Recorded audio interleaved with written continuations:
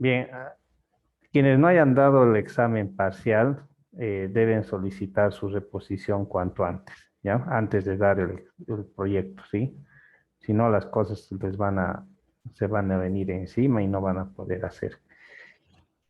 Bien, vamos a repasar un poco acerca del proyecto y más o menos les voy a mostrar cómo tiene que ser para que puedan tener una idea de este trabajo.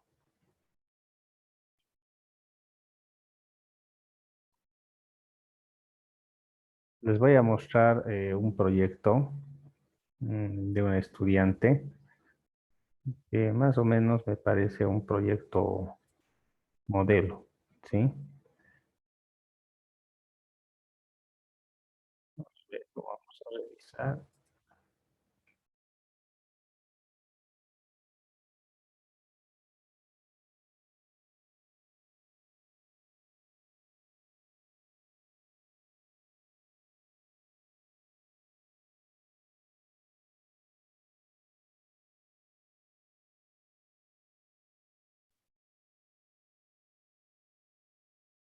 Vamos a verlo. Entonces, viene con una carátula y seguido viene el DBC. En este caso, este muchacho ha escogido un empedrado y cordones OTB Colinas de Andalucía. Entonces, esto es el documento base de contratación, el DBC, que lo ha ordenado en formato bien bonito, que ustedes ya lo tienen, su DBC. Aquí tiene el costo referencial, 180.000 bolivianos y 50 días calendario. Y aquí están todos sus datos que tiene el DBC, ¿no? Bien, entonces vamos a ir más abajo. Aquí está el método constructivo, el equipo mínimo, este es de parte del DBC, ¿no? Y termina el DBC con la minuta. Aquí están los volúmenes, ¿sí? Tiene como 11 ítems, ¿sí? Que no son muy grandes. Y termina este DBC con la minuta de contrato.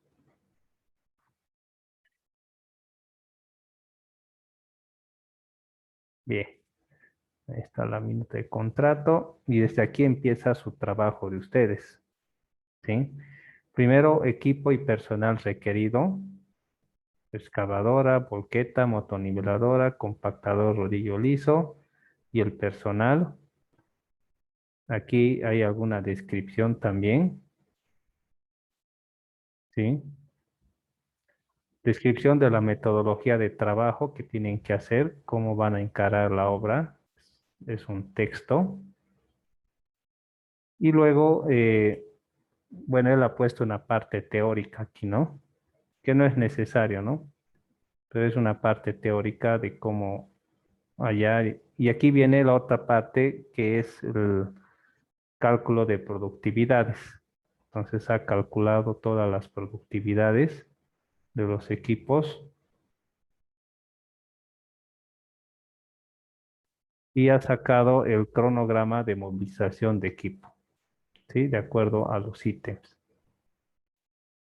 Después ha hecho el costo de operación también y ha sacado el presupuesto general de movilización de equipos. Y después en anexos ha puesto la información que corresponde a las máquinas, ¿sí? Que está utilizando. Entonces es algo que ustedes pueden hacer, ¿no? Solo hay que conseguir de internet estas cosas y listo. Entonces no parece complicado, ¿no? Sí, no parece nada complicado, sino más bien razonable. Algunos han hecho algo parecido. Vamos a ver otro trabajo. Lo mismo, aquí está el DBC. Todo esto es el DBC. Y aquí en esta parte ya ha empezado con, ¿dónde está? Volúmenes de obra. Se ha olvidado algunas cosas acá, ¿no? Como el equipo requerido, directamente ha empezado con las planillas de volumen, está un poco desordenado. Eso tienen que cuidar, pero al final ha sacado su cronograma de movilización de equipo. A ver, ¿dónde está eso? Varios equipos que ha usado él. Aquí está el costo, ¿no? De operación. Y el cronograma debe estar por aquí arriba. En algún lado lo debe poner. Aquí está.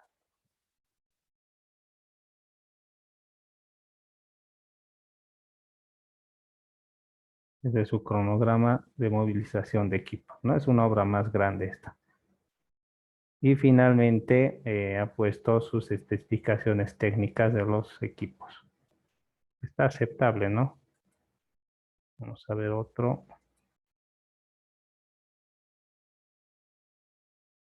Por ejemplo, ha hecho un alcantarillado. Ha descrito el proyecto. Aquí están los ítems. Aquí ha hecho su esquema. Descripción, metodologías del trabajo. Cálculo de productividad de los equipos. Aquí está todo eso. Cálculo de costo de operación de los equipos. Bien. Después cronograma de movilización. Ahí está. Presupuesto general. Bueno, muy pequeño. Y sus anexos. Ahí están, ¿no? Aceptable el trabajo.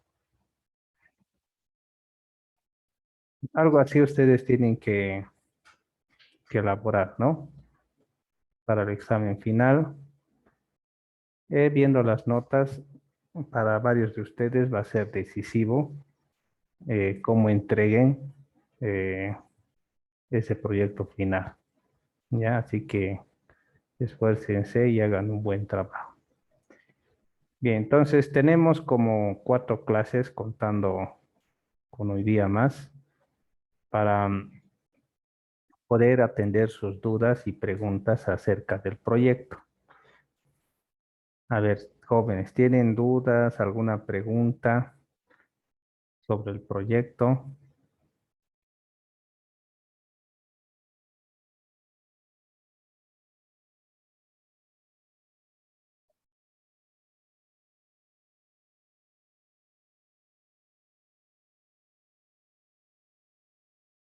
¿Alguna duda, pregunta?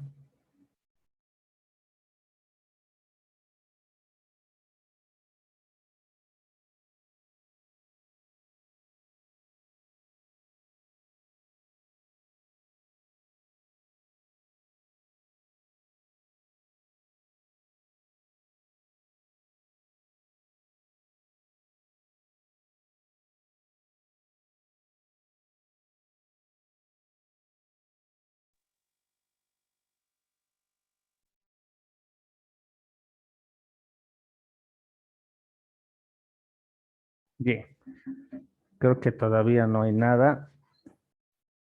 Esperemos que la situación no se salga de control, ¿sí? No quisiera tener segunda instancia, jóvenes, ¿sí?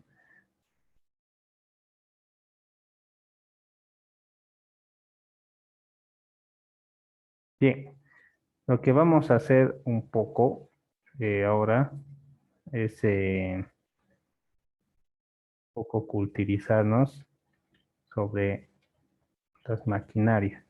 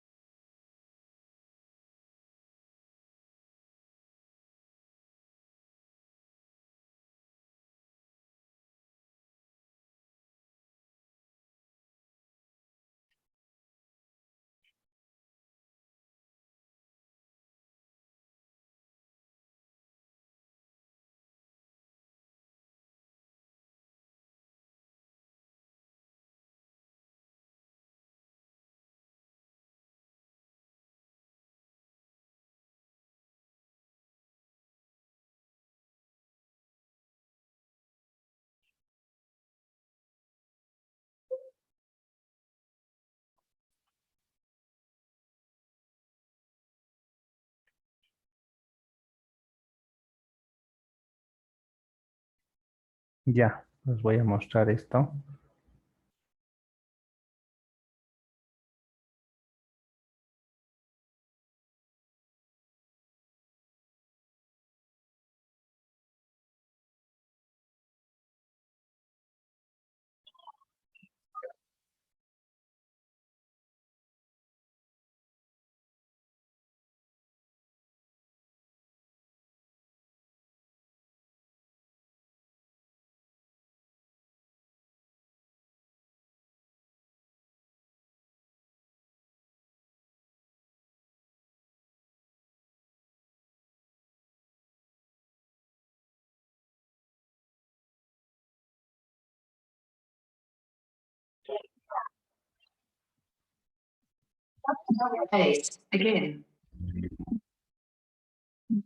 Una de las maravillas que ha podido perfeccionar la ingeniería civil son las carreteras, en el cual todos los días circulan automóviles de diferentes capacidades de carga, en las cuales se encuentran los automóviles de transporte privado, público y hasta camiones que exceden sus capacidades de carga, utilizados para transportar diferentes tipos de materiales. Pero para que haya una carretera, la ingeniería civil tiene que hacer varios procesos constructivos, desde el desmonte del terreno, la limpieza del terreno, excavaciones, cortes en caja, compactación del terreno, terraplenes subrasantes y otras cosas, hasta llegar a colocar las señalizaciones. Primeramente, para iniciar con el proceso constructivo, se tiene que hacer el desmonte. Desmonte. El desmonte consiste en 4 fases. La primera de ellas es la tala de árboles, en el cual se pretende de cortar todos los árboles por donde va a pasar la carretera. Al terminar de cortar los árboles, se tienen que remover del lugar para que no puedan obstruir en la siguiente fase. En este proceso se pueden utilizar herramientas simples, como lo que son las hachas, los machetes y también las motosierras. O también si se tiene la posibilidad de utilizar maquinaria que pueda cortar árboles y transportarlos a otro lugar. La siguiente fase del desmonte es la roza. En este proceso se tiene que quitar todos los arbustos y árboles pequeños. También se incluye lo que son las ramas de los troncos caídos. Durante este proceso se pueden utilizar herramientas como lo que son el machete, y en dado caso se puede llegar a utilizar el fuego, pero al utilizar el fuego como herramienta para hacer la roza, se tiene que llevar un control para que el fuego no llegue a descontrolarse y provoque un incendio forestal. Para ello, se tiene que avisar a las autoridades antes de realizar este proceso, para que tenga la gente que trabaje y haga la roza, tenga capacitación de poder controlar el fuego. Terminar de realizar la roza, se procede a la tercera fase del desmonte. La tercera fase es el desenraine, en el cual se pretende de remover todos los troncos desde la raíz. Para este proceso se recomienda utilizar maquinaria pesada, ya que las raíces de los troncos pueden ser muy profundas, pero en dado caso de que la maquinaria no tenga acceso al lugar donde se desea remover los troncos, se recurre a los animales que tengan la capacidad y la fuerza de remover los troncos desde la raíz. Los animales utilizados para este trabajo pueden ser caballos, mulas o bueyes. La cuarta y última fase del desmonte viene siendo lo que es la limpia de terreno o predio. Durante este proceso se recomienda utilizar herramientas tan simples como lo son el asadón, la pala, la carretilla y el machete, si es que se trata de trabajar con obreros, pero si se recurre a maquinaria pesada, se recomienda usar la retroexcavadora y el camión de volteo. El camión de volteo tiene la capacidad de acarrear grandes volúmenes de materiales que se generaron en las tres fases anteriores. En la limpia se procura de quitar todo el material que pueda obstruir durante el proceso constructivo. Para ello, se tiene que alejar el material residual a una distancia en donde no esté en contacto con el área de trabajo.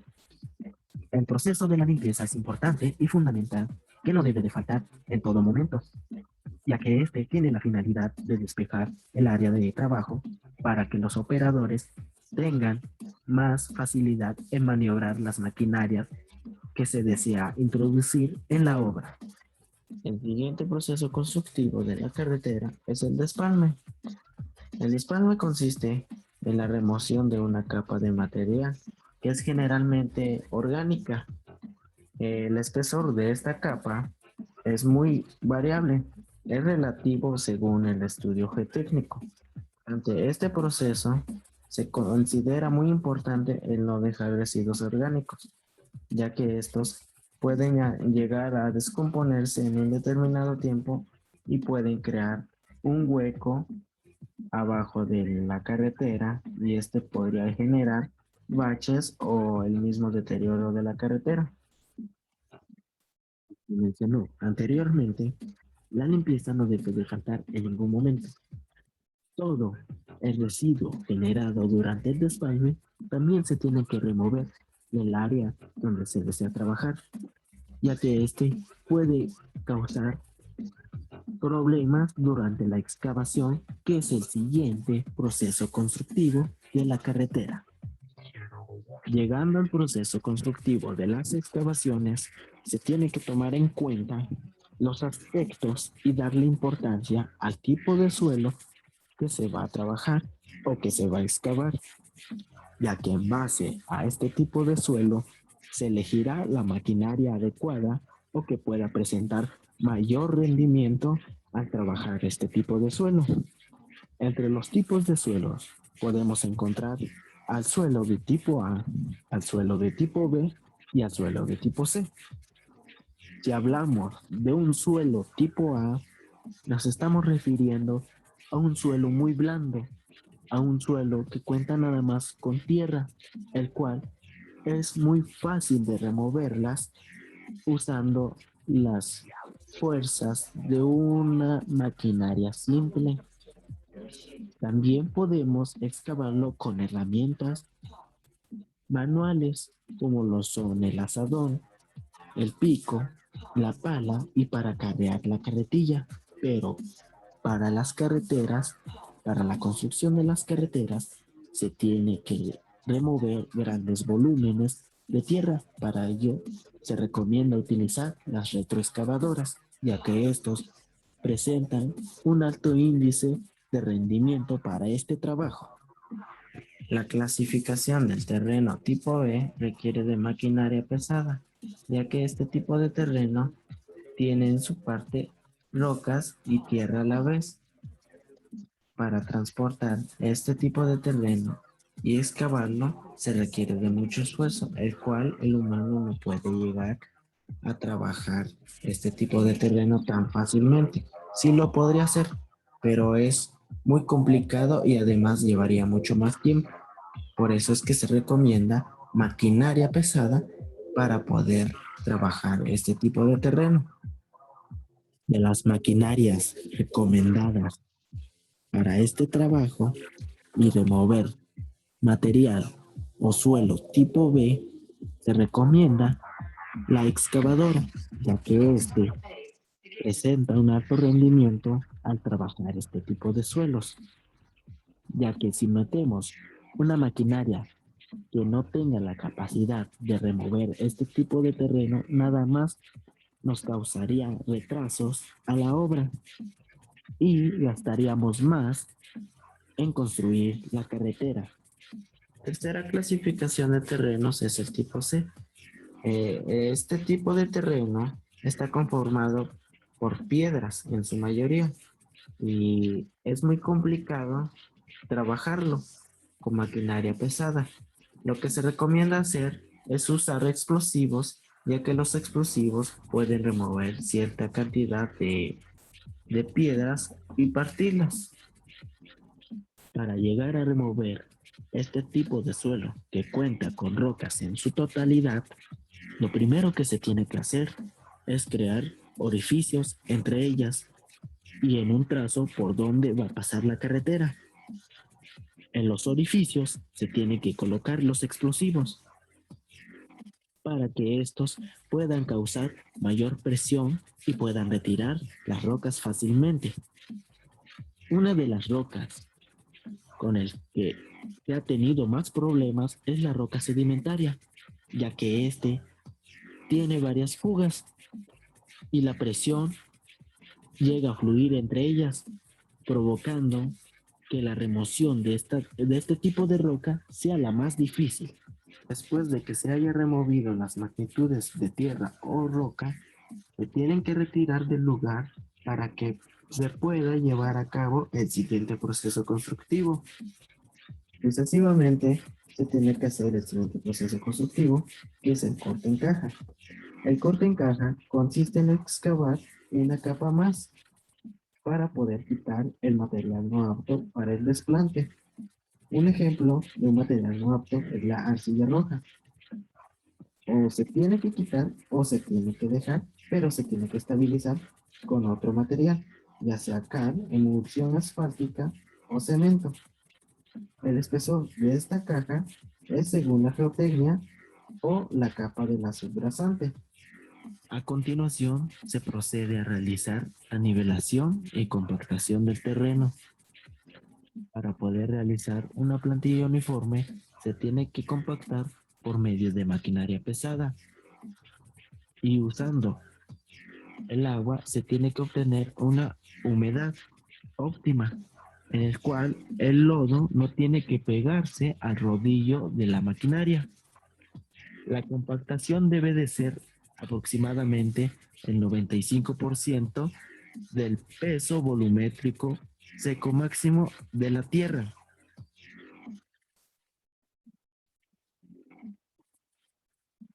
Al término de la nivelación y la compactación, se procederá a realizar las obras de drenaje. Las obras de drenaje se tienen que realizar antes de hacer los terraplenes, ya que las obras de drenaje lleva a cabo consigo una serie de excavaciones para la colocación de los tubos y las mamposterías. La colocación de los tubos tienen que estar de una manera inclinada a un porcentaje adecuado en el cual pueda permitir que el agua fluya correctamente. Encima de las mamposterías se colocarán las losas de concreto. Estas losas de concreto tienen que estar simplemente apoyadas para que las vibraciones de los autos que pasarán encima de ella no lleguen a afectar ni a provocar la falla de estos elementos.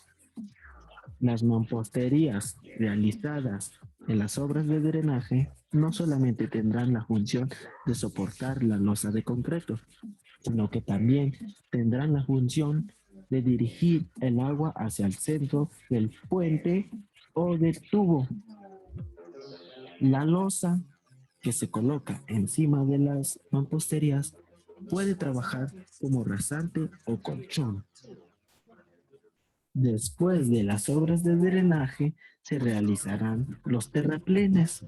Estos deben de tener una plantilla por medio de la compactación antes de rellenarse. Al compactar el terraplén, se debe de hacer en capas de 20 a 30 centímetros con un 90% de su peso volumétrico seco máximo, no más ni menos del 2% cercano. El material que se usará se puede extraer de un banco de material o usar el mismo material que se extrae del lugar si es el adecuado. No obstante, se realizará la subrasante. Este será extraído de un banco de material específico e irá en toda la extensión de la carretera.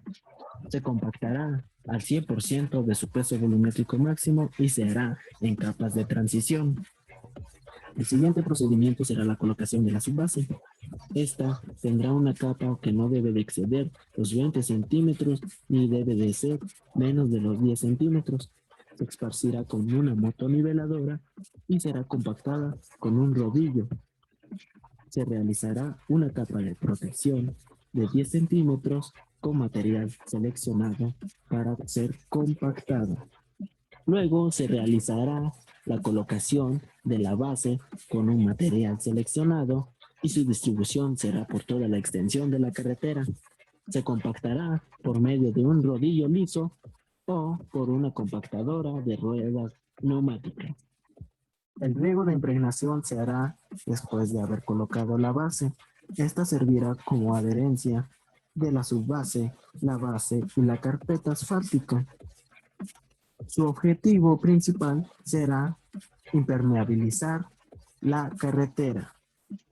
Mientras estos procesos de la construcción finalizan en la obra, al pavimento asfáltico se le dará tratamiento de trituración y mezclado por medio de calor en otro lugar, para posteriormente ser transportado por medio de camiones de volteo, los cuales llegarán a vertirlo en una máquina expendedora de asfalto. Esta máquina expendedora de asfalto será capaz de expulsar una capa uniforme que le pueda dar forma a la carretera.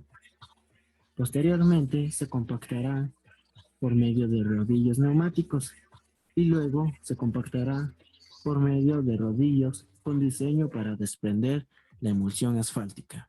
El pavimento en calor se debe colocar a una temperatura mayor de los 100 grados Celsius, ya que a esa temperatura es muy fácil moldearlo.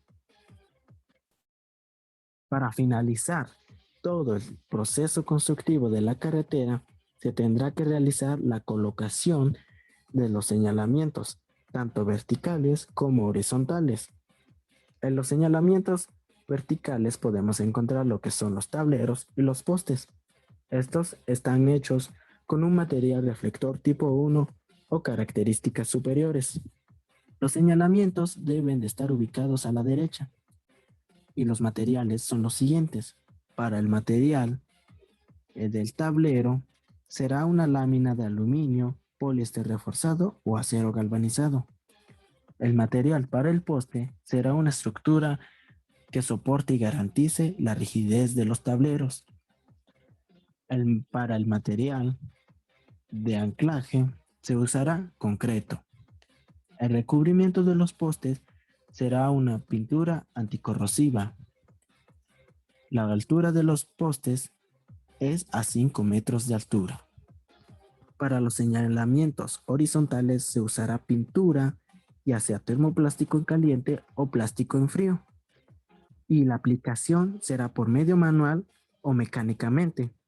También no se debe de olvidar la colocación de otros elementos de la carretera, que son parte fundamental para su uso, de las cuales podemos encontrar las cercas, barreras de protección, vibradores y reductores de velocidad, entre otros.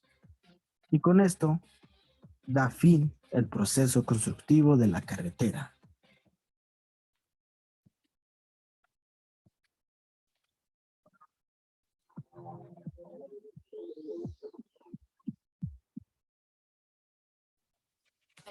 Again.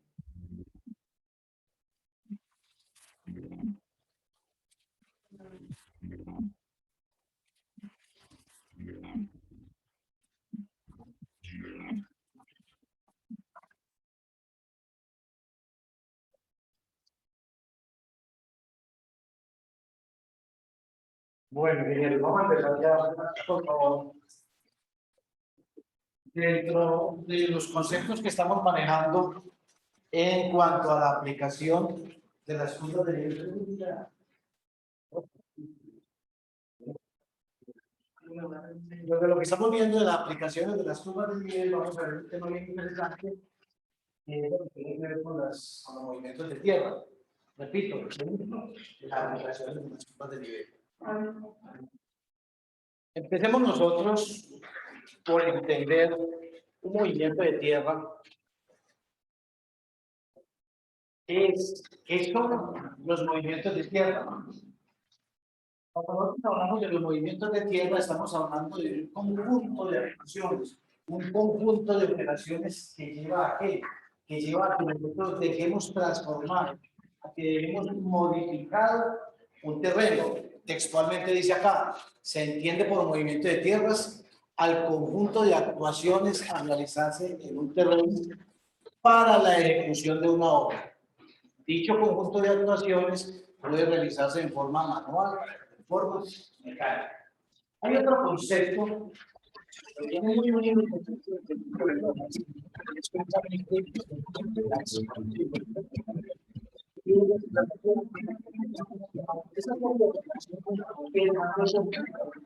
y es dejar la geometría diseñada plasmada en el terreno. Proceso Tal cual constructivo. como dice ahí. Es la superficie de asiento de las demás capas estructurales del pavimento. Está conformada por tres zonas. 1. Base, la cual es la parte que se sitúa por debajo del terreno natural. 2. Cuerpo, constituida por un conjunto de capas entre la base y corona. 3. Corona. Es la capa subrasante, que forma la parte superior del terraplén y tiene un espesor de 0.30 metros. El primer paso en la construcción de un terraplén es la preparación de la superficie de asiento. Comprende la retirada del terreno vegetal y limpieza de materiales inadecuados. El material usado para la conformación de terraplenes deberá ser homogéneo y colocados en capas de espesor uniforme, no superando los 0.30 al ser compactado. Siendo así, se procede con el acopio de material en vía a una distancia tal que permita un espesor uniforme. Seguidamente, utilizando una motoniveladora, se mezcla el material y conforma. Para ello es necesario que el material tenga el contenido de humedad óptimo y así garantizar la compactación exigida. Una vez homogeneizado y conformado el material, se procede con la compactación mediante rodillos vibratorios lisos, los cuales realizan el número de pasadas apropiadas para alcanzar una compactación 90% base y cuerpo y 95% corona respecto a la densidad máxima correspondiente al ensayo de Proctor modificado. Las capas culminadas deberán garantizar adherencia y homogeneidad entre sí. No podrá colocarse una capa superior hasta que la precedente cumpla con las características mencionadas. Finalmente, se procede a construir la corona con el mismo procedimiento descrito, solo que ésta será conformada en dos capas y tendrá un espesor compactado total de 0.30 metros. Esa relación, esa inclinación puede tener varios aspectos. Reitero, el talud va sujeto al tipo de terreno. Y no es lo mismo la inclinación para un terreno, por ejemplo, en arcilla expansiva, que para un terreno de cenizas volcánicas, o para un terreno limo-arcilloso, o para un terreno limo-arenoso. Es decir, la forma en que se sostiene ese terreno es diferente. Desde allí viene el estudio que indica qué tipo de talud vamos a utilizar. Veamos aquí en la diapositiva, al lado izquierdo, pues tenemos un talud de pared continua, otro talud de pared mixta, en donde hay primero una inclinación y luego cambia a otra, y un talud en donde hay una terraza. Es decir, en esta parte izquierda se va a comportar de forma independiente, se va a comportar de forma independiente estos dos taludes. Entonces, vamos a tener taludes en corte y vamos a tener taludes en terraplén. ¿Cómo interpretamos nosotros los taludes? Entonces, nosotros lo interpretamos. Veamos este de la izquierda, talud en corte. Siempre interpretamos nosotros los taludes en una relación. Y esa relación me indica corte 1 a 2. ¿Qué quiere decir 1 a 2? Quiere decir que por 1 metro que yo me mueva horizontalmente, voy a subir 2 metros. Y veamos este en terrapleno. 3 a 2. 3 a 2 generalmente es el reposo natural de los materiales. Pero hay tal vez 3 a 4, 3 a 1, 1 a 1, depende de la situación y sobre todo, depende de la condición del talud, depende de la condición del terreno. Tengamos en cuenta acá, veamos en el tablero, tengamos en cuenta, cuando a mí me den una relación, por ejemplo, tengo un corte, y este corte me dicen que la relación es 1 a 2. Entonces, este talud va a tener un factor de inclinación. Y este factor es el cociente de la medida horizontal sobre la medida vertical. Eso me da 0.5. Este 0.5 es lo que se llama el factor de talud. ¿Y eso para qué sirve? Pues eso tiene varias utilidades. Una de ellas, por ejemplo, en campo, cuando uno está chaflanando. ¿Y qué es chaflanar? Chaflanar es buscar este punto en donde termina el talud. Esto que observan acá, este punto, esto se llama chaflán. Se llama chaflán. Entonces, me dice un talud 1 a 2. Quiere decir que para yo subir una altura de 4 metros, me tengo que desplazar ¿cuánto horizontalmente? Pues simplemente cojan este 4 y multiplíquenlo por el factor. Y listo, ya saben cuánto se tiene que desplazar. Les digo, bueno, tengo un talud 1 a 3. 1 a 3, entonces el factor me da 0.33. Quiero saber, cuando yo suba 5.20, ¿cuánto me he tenido que desplazar horizontalmente? Escojo 5.20 y lo multiplico por este factor que es 0.23. Ya con eso sabemos nuestro tipo de inclinación. ¿Verdad? Repito, en campo es muy útil para la operación que se denomina de chaflanado. Bueno, queda claro el concepto del talud, porque ahora precisamente a ustedes les va a quedar un trabajo en donde es necesario tener claro si yo voy a subir 2 metros, cuánto me tengo que desplazar, si voy a subir 1 metro, cuánto me tengo que desplazar. Bueno, eso es lo que tiene que ver con los taludes. Ahora, entramos al campo del cómputo volumétrico, campo que ya iniciamos en la clase pasada, cuando empezamos a calcular el volumen del alcantarillado, de la zanja para el alcantarillado, pues hablamos de 2 fórmulas o 2 métodos. Una se llamaba la fórmula del promedio, área sub 1 más área sub 2, dividido entre 2 y multiplicado por la longitud. Y la otra era la fórmula del prismatoide. Algunos de ustedes en el trabajo que enviaron les faltó presentar la fórmula del prismatoide, o sea, solamente presentaron la mitad. Y no hubo quien, me pareció muy particular, mandó la hoja digitada, o sea, no pude entender qué es formular. No, mandó simplemente digitó la hoja y eso no se trataba de la hoja. Bueno, entonces, quiero que entendamos que cuando hablamos del cómputo volumétrico, siempre vamos a tener en cuenta esa fórmula del promedio y esa fórmula del prismatoide. La fórmula del prismatoide es una fórmula pues, que la gente casi no la utiliza, pero no la utiliza es por tradición. Ya vieron ustedes que la fórmula es más extendida, muy utilizada para terrenos accidentados. Entonces, digamos que la gente le corre al cálculo, pero cuando usted tiene una hoja formulada, simplemente entra la información y vieron que la diferencia pues, es poquita. La diferencia es poquita. Se entiende que el prismatoide pues, es mucho más preciso. Tengamos en cuenta entonces dentro del cómputo volumétrico lo siguiente. Cuando hablamos de un material en un banco, estamos hablando de un material en su estado natural. Entonces, cuando yo excavo un metro cúbico en banco y lo cargo en una volqueta o lo dejo suelto, entonces ese material sufre una cosa que se llama la expansión.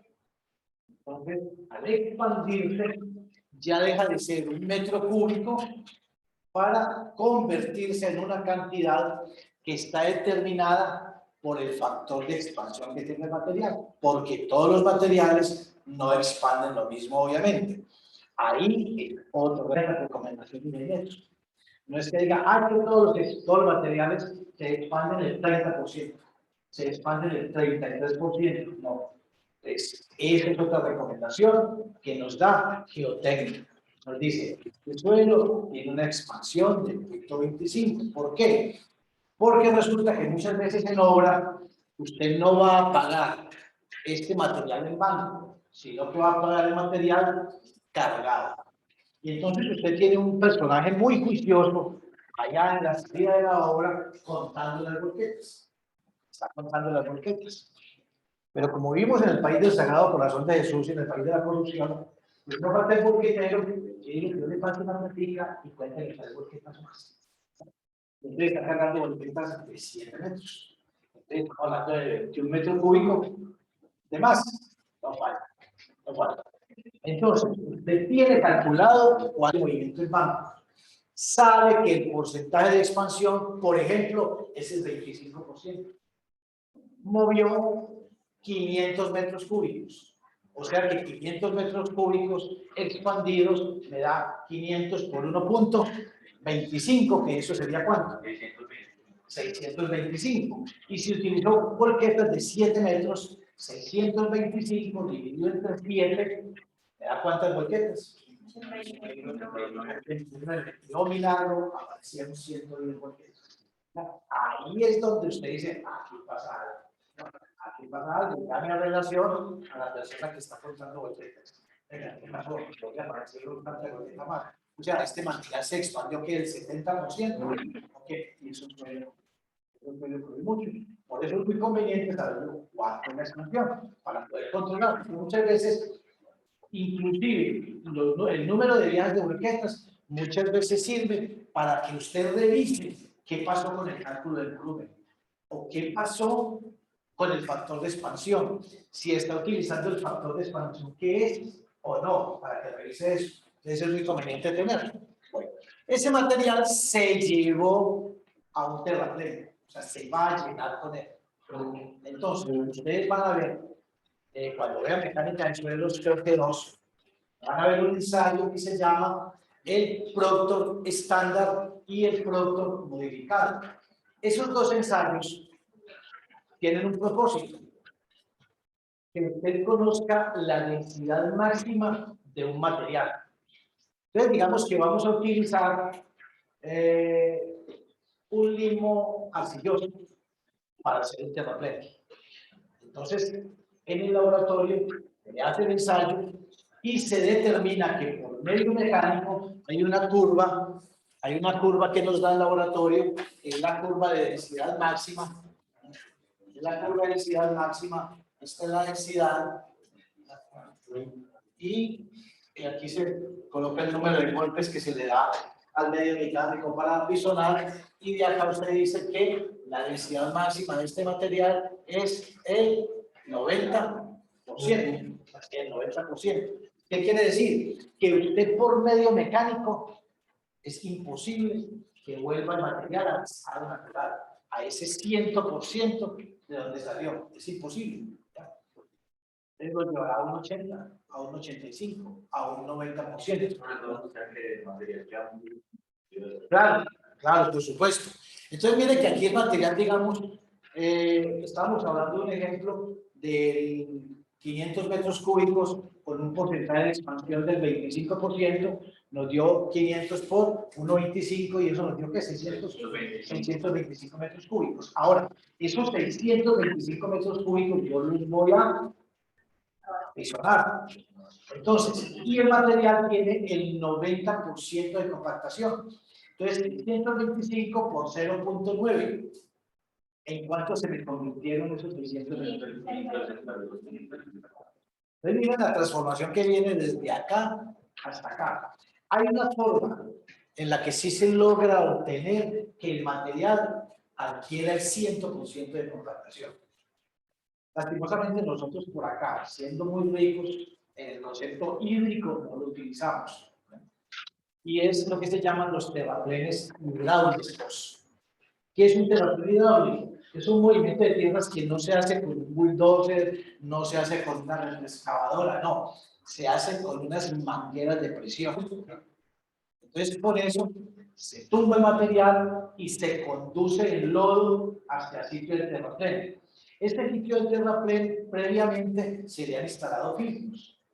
Entonces, todo ese lodo va al sitio del terraplén y el agua se va por los filtros y entonces el material va adoptando la forma natural. Y se logra que tenga un 100% de compactación, pero lo malo es que eso demora más o menos 5 años. Entonces, dentro de 5 años, usted puede garantizar que el terraplén está al 100%. Es un muy buen sistema. Aquí que se hayan hecho terraplenes de ese tipo, en Corales. En el barrio Corales, eso es el tipo de terraplén. En Parque Industrial, también se hizo este tipo de terraplén. En el Parque Industrial, el agua se tomó de la quebrada del Erazo. La quebrada del Erazo. Y acá el agua se tomó del Consota. Tomó el Consota. Entonces, pues es un sistema muy bueno, muy utilizado en Estados Unidos. Nosotros acá no lo hemos como aprendido a manejar, no lo hemos como aprendido a utilizar. ¿Por qué? Pues porque hay una sociedad de consumo, hay una sociedad de mercado y pues valga la pena decirlo coloquialmente, a usted le meten por los ojos esa retroexcavadora. Entonces hay una persona que tiene 7 retroexcavadoras y usted va a hacer un movimiento de tierra y para ese movimiento de tierra lo recomendable es un bulldozer. No, pero yo la retroexcavadora le mete por los ojos de la retroexcavadora y termina haciéndolo con la retroexcavadora. Así no le rinda como le va a rendir con un bulldozer. Ahora vemos casos típicos. No, depende del tipo de terreno. Depende del tipo de terreno. Por ejemplo, usted tiene un terreno, lo tiene al pie de la mina. Tiene un terreno, esta es la vía de la primera de moto. Y este caso que les voy a contar es real. Este caso es real. Entonces acá hay que hacer un movimiento de tierra y esto hay que dejarlo así. Así, así, así. Hay que dejarlo de esta manera. Entonces, esto lo vamos a hacer con retroexcavadora. Esto lo vamos a hacer con retroexcavadora. Entonces, aquí viene una retroexcavadora y me muestran 2 retroexcavadoras. 2 retroexcavadoras y empiezan a sacar tierra y entonces a medida que esto va avanzando la volqueta tiene que entrar acá y entonces se suelta un invierno y entonces ¿qué tiene que hacer? Hay que echar afirmado para poder que la volqueta entre. Entonces viene un gasto adicional. Un gasto adicional y ese gasto adicional es justamente echar un afirmado para poder que la volqueta entre. No puede entrar. Si hubiera trabajado con bulldozer, el bulldozer carga el material hasta acá y aquí usted instala un cargador frontal que va a cargar la volqueta acá. Entonces, pues, digamos que estos son 40 metros. Entonces se habla de que tiene un tiro de 40 metros. Entonces el bulldozer va arrastrando la tierra acá y el cargador la va llenando. Haga invierno o lo que haga, el bulldozer es un bulldozer de orugas, no tiene ningún inconveniente y va arrastrando siempre tierra acá y el cargador está aquí sin ningún inconveniente. Cargando, esto se termina en un momentito. Este caso que yo les dije, yo hice el diseño movimiento de tierra y recomendé el bulldozer, el 2 bulldozers. Uno que va tirando, el otro que va acomodando y el cargador que va cargando la volqueta. Pero no. Retroexcavadora. No, es que yo le pongo 3 retroexcavadoras, así pusieron 3 retroexcavadoras y cada semana se ganaba una y eché de firmado. O sea que adicional al costo había que pagar además el afirmado más la demora. un trabajo que estaba programado para 15 días, se demoró casi mes y medio. Casi medio, ¿por qué? Repito, un invierno como este, entonces a veces ni siquiera firmando podían entrar las volquetas. Entonces, ahora precisamente vamos a ver unos conceptos básicos de maquinaria para que los tengamos en cuenta. Entonces, entiéndase muy bien esto. A la hora de yo calcular movimientos de tierra, tengo que tener en cuenta dentro de mi presupuesto si el material lo voy a cargar en volqueta, lo voy a guardar en el mismo sitio.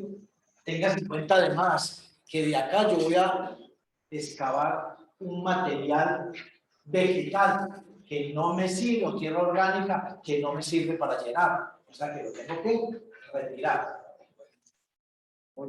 Aquí, como ustedes van a quedar con las diapositivas, entonces yo les puse esta tablita y en esta tablita lo que se indica es la condición inicial del tipo de material y de cuántos son los factores de expansión y los factores de compactación. Pero tampoco es que usted se vaya a ir aquí con los ojos cerrados a esa tabla. Esta tabla le da una idea a usted de cómo los puede manejar, pero la recomendación es siempre geotécnica. Estudios de geotécnica. Bueno, ya dentro del concepto del cálculo o el cómputo, vemos esto en una carretera. Y entonces esto me parece algo que no quiere decir. Área sub 1 más área sub 2 dividido entre 2 y multiplicado por la distancia. ¿Cuál es la diferencia acá? Que acá la sección tiene taludes. Y el que nosotros ya calculamos en la cartonillada eran paredes verticales, eran paredes verticales, pero aplica y esto se llama un cómputo por secciones. Ahora, alarguemos más el concepto y entonces aparece el cómputo por perfiles. A ver, más o menos entendamos esta maraña y este galimatías que hay ahí de rayas. Esto es un proyecto.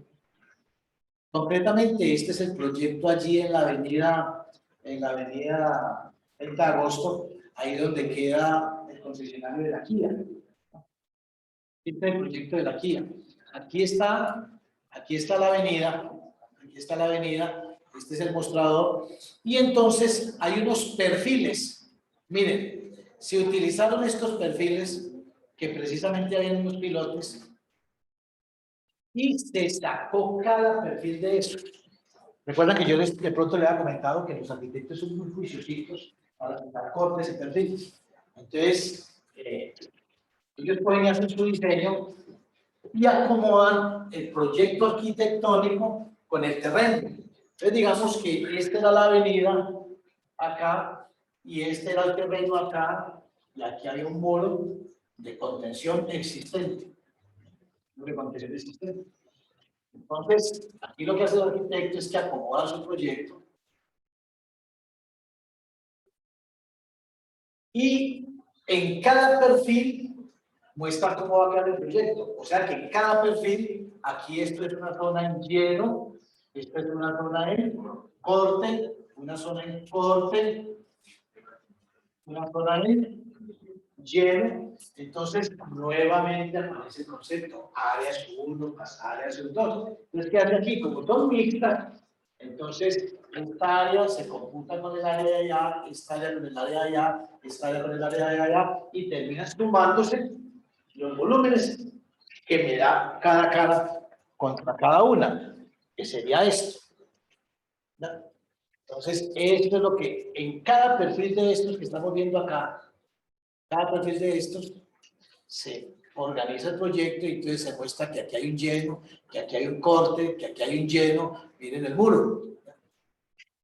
Este método de los perfiles es muy utilizado. Yo particularmente digo es un método aproximado.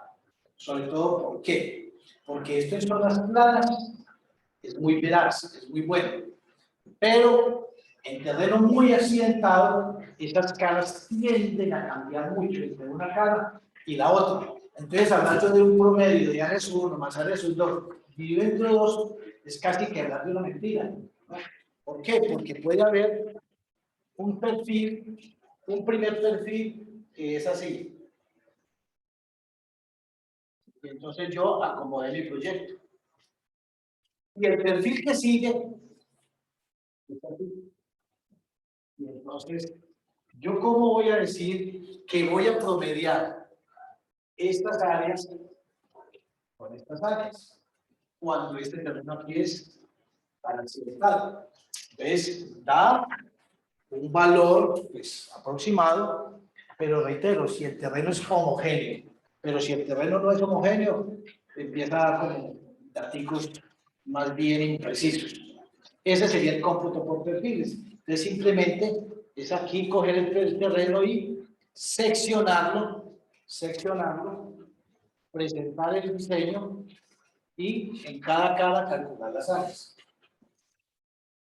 Vamos a poner esto es lo que estamos viendo en perfiles. Entonces, las áreas en corte, las áreas en terraplén. Entonces, yo vengo y calculo esta de desmonte o corte, me dice, tengo 649.59. Entonces, miro la siguiente, que tiene 500 las promedio y la multiplico por la distancia y eso me va a dar el volumen. Igual la de terraplén. Ese es el cómputo por perfiles. Ahora, uno de los cómputos más precisos que es justamente el trabajo que van a hacer, es el cómputo por curvas de nivel. Entonces, observen acá la evolución de este trabajo. Este terreno se niveló por cuadrícula. Aquí se va a hacer esta terraza donde va a haber una construcción. Entonces, al interpolar, listo, aparecen las curvas de nivel. Y estas curvas de nivel se convierten mediante concepto de descriptiva y se aparecen unas curvas diseñadas. Ya vamos a mirar, el ejercicio que ustedes van a hacer va a diseñar una terraza, van a diseñar una terraza, pero la van a hacer en AutoCAD. No en Civil 3D, lo van a hacer en AutoCAD. Y en AutoCAD van a ir calculando todas esas áreas. Ya les voy a indicar esas áreas cómo salen. Bueno. Vienen los programas de cómputo, software, por ejemplo Civil 3D, donde usted ya puede modelar y ver en 3 dimensiones todas estas cosas. Brevemente hablemos de maquinaria. Hay maquinaria para cortar, maquinaria para cargar, maquinaria para compactar. Entonces, el típico que nosotros conocemos, el tractor de orugas o bulldozer, tiene una hoja topadora con la que corta y esa hoja es ecualizable, o sea, se puede mover porque de acuerdo a cómo vaya a ser el corte, se maneja el ángulo de la hoja para que rinda. Yo recuerdo que una vez un amigo mío iba a abrir una cancha, y yo le proyecté la cancha de fútbol, en una finca por ejemplo en Colombia, le proyecté la cancha de fútbol y hagamos eso con bulldozer. En un momentito.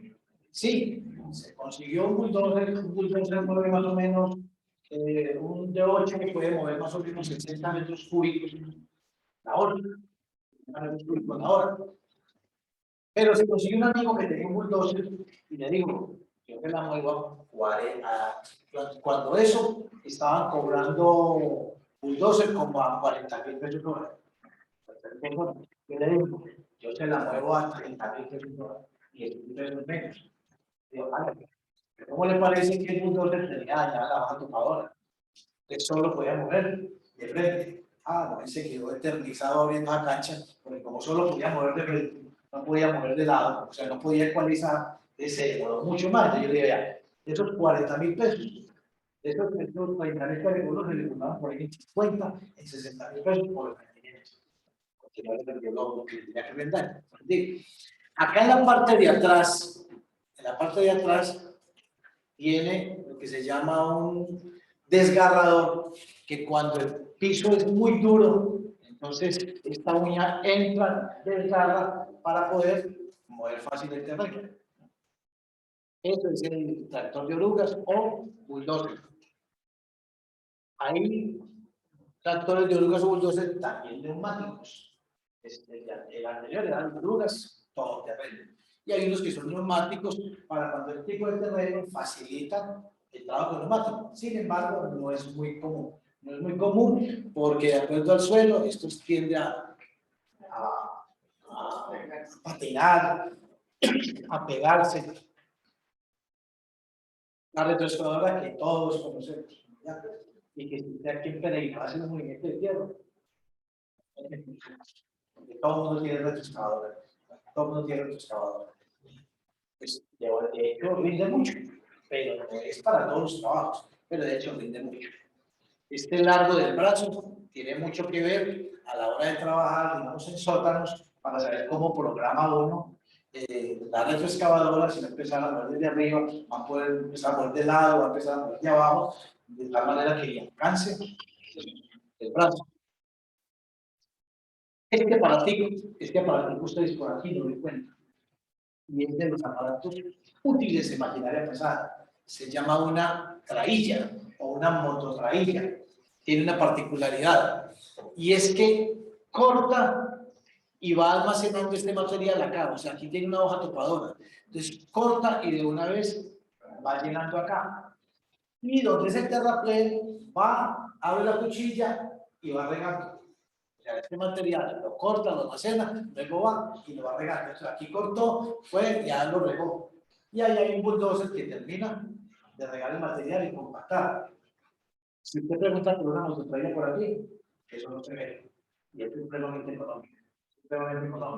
O sea, hacer movimiento contra ella rinde un tremendo, sobre todo que hay corte y lleno, no urbanización, que hay corte y lleno, voy cortando y voy pegando de una vez. Pero por aquí no, por aquí le venden a ustedes pura retroexcavadora. Esto se llama una mototraía. Ya en la parte de la nivelación, entonces viene la motoniveladora, precisamente por eso se llama motoniveladora. Entonces, esta hoja igual también es ecualizable y puede moverse hasta 180 grados. Inclusive hay unos que sacan y ponen taludes con esta cuchilla. Ya con esta es que se deja el terreno en lo que se llama el cerebro. O sea, el cerebro es dejarlo en ceros. ¿Ya? El bulldozer le corta con una aproximación de 45 centímetros. Viene este equipo luego y le deja completamente niveladito y organizado el terreno, el nivelado con motonivelador. Bueno. Cargador frontal, que era el que les hablaba yo en este caso acá. Cargador frontal. Hay un error que comúnmente cometen en obra, y es utilizar el cargador como si fuera un bulldozer. Ustedes van a ver muchas obras donde ven un cargador cortando. El cargador no está diseñado para cortar. Un cargador que lo ponga a cortar se va dañando. Bueno, esta hoja no es para cortar. Usted dice, pero es que mire que tiene dientes. No, esos dientes son para recoger y cargar. O sea, el bulldozer o la retro amontonan el cargador, cargan y acomodan. Pero vuelvan a ser más observadores y cuando pasen por una obra, vean cargadores que los tienen cortando, y no es para eso. Ya en la parte de compactación, en esa curva que les dije ahorita, que ustedes van a ver por la mecánica de suelos 2, en esta curva de densidad máxima, viene la densidad máxima y una cosa que se llama la humedad óptima. Estos dos términos, densidad máxima y humedad óptima. Entonces me dice, este material se compacta máximo al 90% a una humedad de tanto tiempo. Entonces muchas veces estamos trabajando en sectores muy calientes, digamos, o muy templados, digamos que estamos trabajando en la Virginia. Entonces ese material está muy seco. Entonces se necesita que haya un camión aguatero. Es decir, que le pegue una nube mojadita al material para que el material tenga la humedad óptima que se necesita para poderlo compactar. ¿Y con qué lo van a compactar? Entonces ya aparecen los compactadores. Igual, ustedes preguntan por aquí, por un compactador de esto, tampoco lo encuentran. Y es supremamente bueno. Este es especial para compactar limo, ¿ya? Que es lo que el limo es la tierra común y corriente que uno conoce. La tierra común y corriente, ese es el limo. Entonces, este compactador con esa patica, entonces lo que hace es que acomoda el material. Pero usted por aquí no encuentra un compactador paticabra. Por aquí no ve sino de esto. Puro tándem. Lo que la gente coloquialmente le dice la plagadora. Se llama un tándem. Un tándem. Y este tipo de tándem, hay un tándem para material limo, o sea, tierra normal, para material limo, y otro para material granular. ¿Cuál es la diferencia? Que el material granular se utiliza con este tándem que es vibrador. Entonces, quizás ustedes van a pasar por obras donde ven que esto se mueve, tiembla. Entonces, y uno ve cosas como, por ejemplo, en un material limoso y le prenden el vibrador. El vibrador no es para el vibrador, daña el material limoso, o sea, lo desacomoda, lo desacomoda. Este vibrador se utiliza para material granular, para acomodarle los gránulos. Entonces, pero uno ve cosas como un material como estos y prendiendo el vibrador. Ese vibrador solamente es para material granular. Bueno. Este compactador igual para material limo o tierra natural. El neumático, compactador neumático, simplemente son llantas de neumático. Entonces, ¿se acuerdan de la trailla? La trailla corta aquí, va y suelta, y hay un compactador neumático pasándole por encima, haciéndole la compactación. Es muy bueno. Esto es, así que ustedes van a hacer video. Esto es una terraza, esto que viene en azul, es una terraza. Este es el terreno natural. Este es el terreno natural. Y entonces se va a hacer, este nivel de terraza se va a nivelar en 42 metros sobre el nivel del mar. Ustedes aquí no alcanzan a apreciar, pero esta es la 40. Esto tiene equidistancia de 1 metro. De todas maneras, ya les voy a mostrar el videito. Vamos a utilizar un talud en corte 1 a 2 y un talud en terraplén 1 a 1. De una vez, tomen nota. Este es el video tutorial. Es el video tutorial. Pero el video tutorial está con estos taludes. Ustedes van, basados en este video tutorial, por parejas, van a hacer este ejercicio, pero con talud en corte 1 a 3. Talud en corte 1 a 3. Y talud en lleno 3 a 4. En lleno 3 a 4. Corte 1 a 3. Terraplén 3 a 4. 3 a 4. Van a partir con el mismo nivel, 42, pero van a cambiar los taludes. Vamos a mirar entonces en qué consiste el ejercicio. Hoy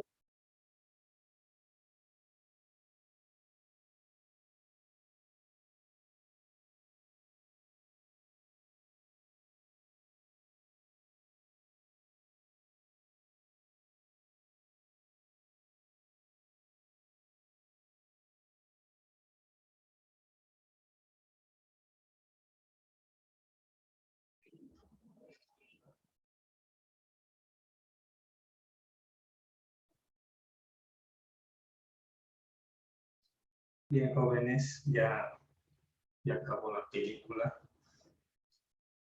Que muestra lo que más me interesaba de esto era que vean cómo se sacan los volúmenes cuando se construyen carreteras, ¿sí? Porque ustedes cuando han empezado a hacer su proyecto o hemos hecho ejercicios, hemos visto los DBCs que aparecen directamente en volúmenes de movimiento de tierra. No es que siempre se va a hacer como largo, ancho y espesor, sino de que se empieza a calcular secciones, ¿sí? Y son secciones que tienen formas prismáticas y en base a esta forma se puede calcular los volúmenes, ¿sí? Y para eso es necesario hacer un levantamiento topográfico. Esto se hace para proyectar, ¿sí? Pero una vez que se construye, primero se saca, se hace un levantamiento topográfico del terreno sin construir. Después de hacer el movimiento de tierra, se hace otro levantamiento topográfico y se puede verificar la cantidad de volúmenes de tierra que se han movido, ¿sí? Entonces, Eso sirve para poder planillar y también para poder solicitar la cancelación de trabajos. Pero lo que primero se hace es un levantamiento topográfico de toda la zona para ver cómo está, y una vez que se tiene el diseño mediante el RAM Desktop o el Civil 3D, se puede empezar a hallar la cantidad de volumen que necesita ser removida. Y eso entra en los volúmenes de los cómputos métricos. Y con ese material empezamos, o con esa cantidad empezamos a trabajar. Entonces, de ahí viene todo ese asunto, ¿no? Y generalmente en los proyectos donde más vamos a utilizar el movimiento de tierras es en la construcción de carreteras. Ahí trabajan la mayor parte de las máquinas y ahí es donde tenemos la mayor parte de los volúmenes que movemos. Entonces, este es un video informativo que les puede servir también para que puedan aprender cómo se sacan esos volúmenes. Bien, se han conectado más. ¿Hay alguna pregunta, alguna consulta que tengan acerca de su proyecto? Jóvenes, podemos atender ahora ese asunto.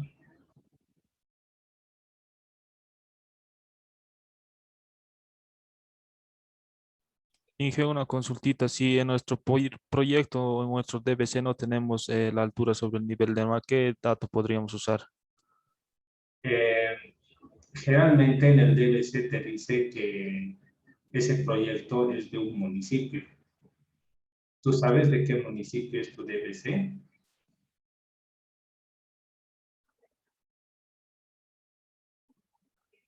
¿Te has fijado? Bueno, debe ser Cochabamba, ¿no? O es La Paz o otro lugar. Inge es de Yacuiba. Ah, eso es en Tarija, ¿no? Sí, Inge. Entonces más bajo. Entonces tú lo único que haces es entrar al internet y le pones Yacuiba metros sobre el nivel del mar, ¿no? Y te va a decir en algún lado, por ejemplo, el aeropuerto de Yacuiba está a 645 metros sobre el nivel del mar, ¿no? Entonces, de esa forma puedes averiguar ese dato, ¿no? Valiéndote de internet, ¿sí?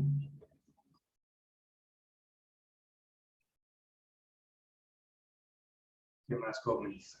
¿Una pregunta más? Inge, en este caso, yo tengo en mi DBC, no hay los costos, ¿no? Inge, entonces, ¿cómo lo voy a asumir eso, Inge? ¿No hay los costos o no hay los volúmenes?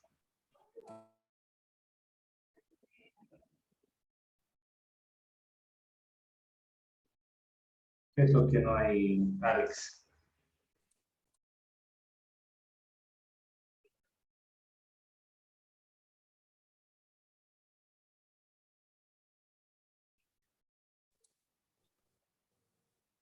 Inge, le decía que en mi DBC no hay el presupuesto, ¿no? ¿Cuánto está el costo de todo de la operación del movimiento de tierras, no, Inge?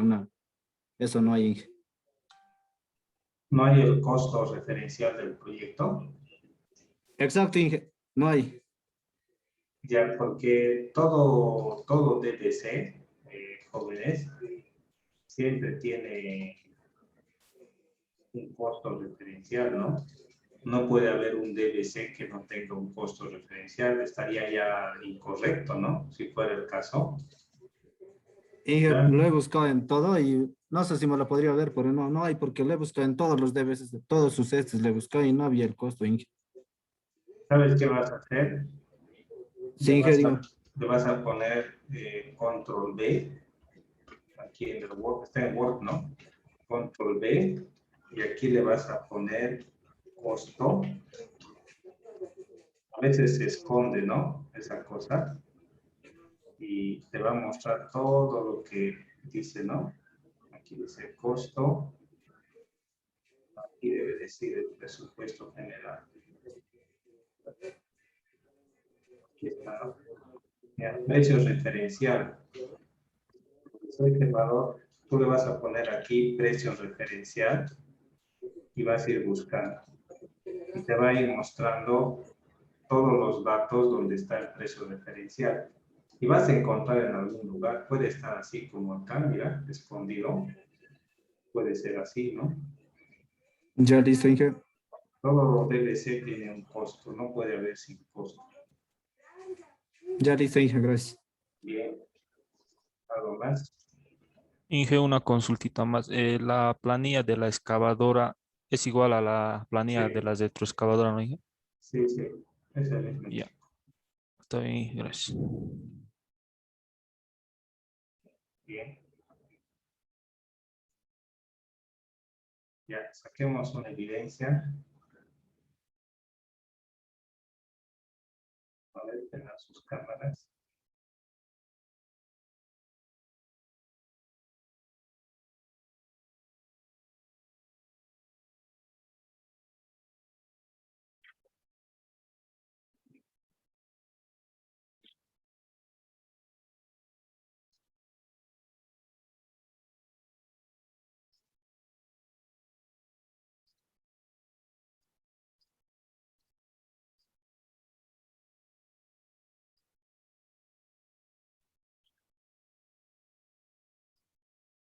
Bien. Nos vemos.